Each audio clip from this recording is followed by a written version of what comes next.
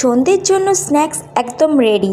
তো চলো কীভাবে বানালাম দেখে নাও। তো প্রথমেই দেখো এখানে পরিমাণ মতো আমি ময়দা নিয়েছি, অল্পই নিয়েছি ময়দাটা। এর মধ্যে ভালো মতো রান্নার সাদা তেল, চিনি আর লবণ দিয়ে ভালো মতো, অল্প একটু কালো জিরাও দিয়েছি, ভালো মতো শুকনো উপকরণটা দেখো মেখে নিয়েছি। এরপর অল্প অল্প জল দিয়ে একটু ডো তৈরি করে নিয়েছি। এই ডোটা এখন মেখে রেখে দেবো। এরপরে নিয়েছি আলু সেদ্ধ।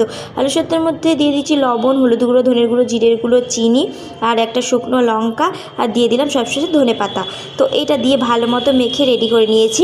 আর এই পাশে ময়দার ডোটাকে নিয়ে দুটো ভাগ করে নিয়েছিলাম। এরপর ভালো মতো রুটির মতো বেলে নিয়েছি। তারপর দুটো সাইড কেটে দিয়েছি। তারপরে এর উপরে দিয়ে দিলাম আলুটা। তো এই পাশে প্রথমে ফোল্ড করে নেব, তারপরে এই পাশে ফোল্ড করে নেব, তারপরে ছুরি দিয়ে মাঝে মাঝে কেটে দেবো।